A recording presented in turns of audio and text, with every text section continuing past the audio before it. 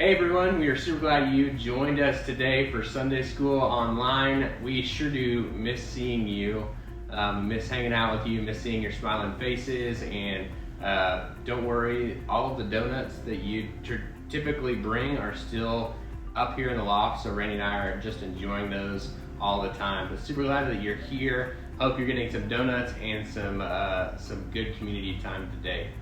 And again, like last week when we asked you, if you saw people or you did not see people, their faces, and you think they should be here with us, send them a text, give them a call right now and say, hey, we're missing you. It's an easy ask. They don't even have to leave their room. Don't even have to wake up early. Don't have to do their hair. Nobody cares. So invite them, tell them you miss them, get them here. We had a great night on Wednesday night at Vertical as well. So if you missed it, you missed out on a fun scavenger hunt that we had. And then we also had some cool prizes that are going to be hand delivered by Drew and myself. So join us next Wednesday for that. But today we're talking about Jesus is. And when you hear that Jesus is, there's supposed to be ... and then you fill in the rest of it. So there's lots of things that people thought Jesus was, or that people today think Jesus is, and that's where we're going with what we're talking about today. What's up everyone? I just wanted to give you a story about forgiveness. This one time I was working with this company called The Blind Man. We did shutters, shades, and blinds, and we didn't have that much work, and so he wanted me to go build a fence for his mother. And his mother was probably 92 years old, so she was in the house, and I thought this would be an awesome thing. And if you don't know my personal background, all of my family's in the construction business, so I said to my boss, man, I know exactly how to build a fence. I can dig the holes, I can run the line, I can set the posts like with millimeters in between so it looks perfect. I've got this under control. So long story short, we get the auger, and I set up the line, do everything, drill the holes, set the post in concrete, and then I start putting up the fence. And lo and behold, my measurements were wrong. The posts were offset, and then it looked, when I finally finished the fence looked like a Z. It was so wavy, and I couldn't understand why in the moment, but it was from the original line was wrong. And so I had to go to my boss and ask him to forgive me. And this was a huge step because he invested money in the project, he invested time in me, and he looked at me and said, Drew, like, it's just a mistake, and you've learned from it, and I forgive you. It's okay. Like, it'll work. It's okay. Here's the thing about forgiveness, is that the only person who can forgive you is the person you harmed or you did something bad to. And look, for my boss and for me, I had to go to him humbly and say, man, I royally messed up. The fence looks terrible. I'll pay for everything. I'll redo it. I'll stay until the night to make this right. And he said, man, it's okay. So the question is, who is Jesus? That's a question you'll be able to explore later in your grade levels, but who is Jesus? Who is Jesus to you? This is a question that's been asked for centuries, for such a long time, and people have always had questions about who Jesus is, who Jesus was over the course of time, even those closest to him. And Jesus even asked the question, you know, when Jesus was still here on earth, he knew that people were wondering about who he was. He knew about the stories, about the prophecies. So he decided to ask his friends and his followers what they thought. In Matthew 16:13 through 16, it talks about that exchange he had with his followers. And I want to read a narrative version of that from a book called The Master. It says, when they went up into the hills, Jesus left the main road and they climbed upward. And from this spot, Jesus taught the 12 privately. As John listened while the hours sped by, he had a sense that Jesus wanted to draw them out and to make them face the deeper implications of discipleship. But before John could formulate his thoughts, Jesus turned to prayer. To be present when he prayed in the intimate, unaffected way they knew so well, John felt was the greatest privilege of all. And where the prayer ended, a great peace held heart and mind. But Jesus did not resume his teaching. Instead, he asked a question. Who do men say that I am? John was sure that Jesus knew the excited, puzzled, admiring guesses of the lakeside crowds. But several disciples repeated them. Some say John the Baptist. The rumor that Herod Antipas, disturbed by his guilty conscience when he heard about miracles, had declared that the Baptist must have come back from the dead. Others say you're Elijah or the prophet Jeremiah. The popular explanation always involved the return on earth of a dead hero. What about you? Asked Jesus. Who do you say that I am? In the fishing boat, after he walked on water, they had blurted out that he was the Son of God. At Capernaum, when many had abandoned him, Peter had called him the Holy One of God. But these were emotional responses to moments of crisis.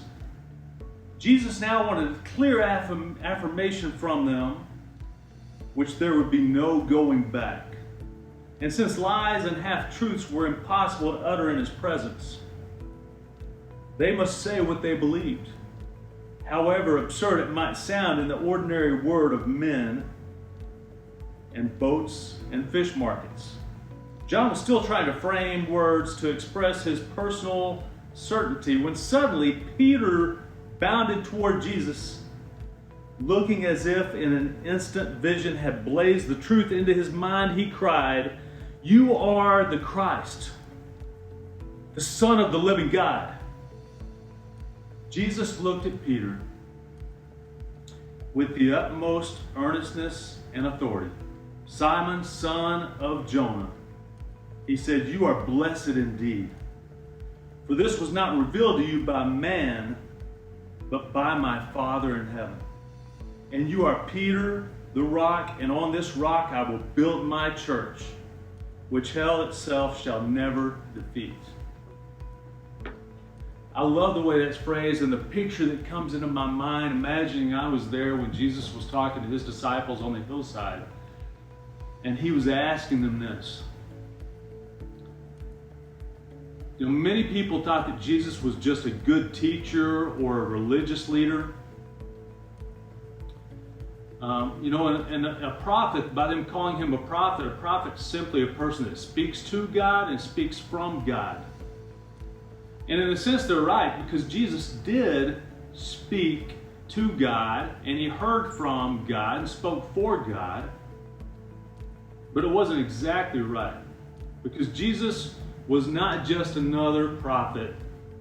We're stating today that Jesus is God. When you hear about the two things that they believed he was the Messiah, and they believed he was the Son of the living God. The Messiah, when you think about what the Messiah is, you may wonder what that means. But the Messiah is someone who would save God's people.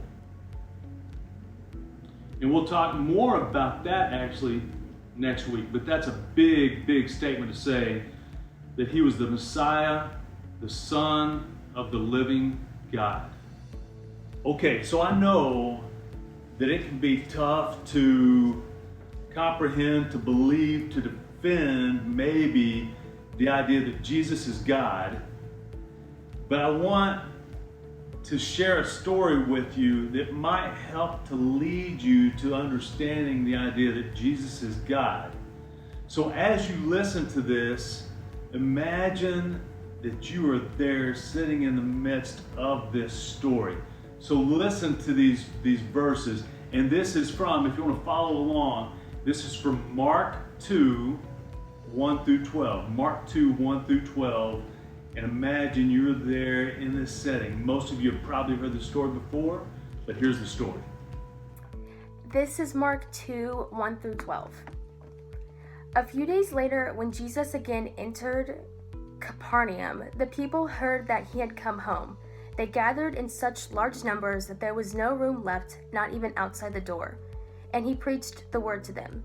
Some men came bringing to him a paralyzed man, carried by 4 of them. Since they could not get him to Jesus because of the crowd, they made an opening in the roof above Jesus by digging through it and lowering the mat to the mat the man was lying on. When Jesus saw their faith, he said to the paralyzed man, "Son, your sins are forgiven." Now some teachers of the law were sitting there thinking to themselves, "Why does this fellow talk like that? He's blaspheming. Who can forgive sins but God alone?" Immediately Jesus knew in his spirit that this was what they were thinking in their hearts, and he said to them, "Why are you thinking these things? Which is easier, to say to this paralyzed man, 'Your sins are forgiven,' or to say, 'Get up, take your mat and walk'? But I want you to know that the Son of Man has authority on earth to forgive sins." So he said to the man, "I tell you, get up, take your mat, and go home." He got up, took his mat, and walked out in full view of all of them. This amazed everyone, and they praised God, saying, "We have never seen anything like this." Okay, so you heard the story. Could you picture yourself sitting there when this happened? And remember, before this happened, Jesus had been on this tour around the Galilee area, and he had been preaching, and he had been teaching, and he had been healing. So he was kind of like a celebrity right now. You could hear that Jesus was coming from one of the neighboring cities into your town, and as soon as he came into your town, people knew. And because he had healed the blind and the sick, made the lame walk, cured all kinds of people, leprosy, he even had brought people back from death. Because of that, people came to Jesus to be healed. So that was the setting for this story. If you could picture yourself there, either as one of two things. Either you're in the room and you're one of the lucky ones to get close enough to Jesus, and you're there when they're ripping off the tiles and lowering him in. Or maybe you're standing outside, you want to get into it and you can't, and all of a sudden you see these people walking, these men walking across the top, taking out the tiles and lowering him down, and wishing that you had had that same idea and had been that passionate of a friend to take one of your friends to be healed, or that you had friends that were that passionate about you to take you to be healed. I can see it from so many different angles about how that might have happened. But in this act of desperation, listen to some of the key words in this story. This man desperately wanted to be healed. His friends knew that. He wanted to walk. And imagine in his mind when he is lowered and gets down in front of Jesus, and all of a sudden he thinks, okay, I've made it now. I'm going to be healed. And Jesus' words to him were not, hey, I heal you, get up and walk. His words were, I forgive you. And the first thing that the man, if it's me at least, that I'm thinking is, wait, I didn't come here to be forgiven. I came here to be healed. And Jesus says, I forgive you. Forgiveness is not what the man was looking for, but to be forgiven for something, you have to have done something wrong. So what did this man do to Jesus in order to need forgiveness from him? Because he hadn't harmed him directly, had he? Or maybe he did, which leads us to who Jesus is. So when you think about this, think about the idea that God created everything. God created you, he created me, he created everything on earth. And so that anytime we do something to harm others in his creation, harm ourselves, harm others, harm the world, in effect, we're harming God. And that becomes like sin, and that is sin. So all sin is really a sin against God. If you remember the time that you cheated on the test, not you, of course, but maybe you.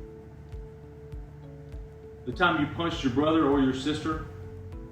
The time you talked back, again, probably not you, but the time you talked back to your parent. All those things are sins, and they're all sins against God. And they're all sins that need to be forgiven. Now, that's the bad news. But the good news is that because every sin is a sin against God, God has the authority to forgive your sins. So when Jesus was forgiving this man and said, I forgive you, he was in effect taking the place, his rightful place as God. And Jesus is God. Jesus can forgive.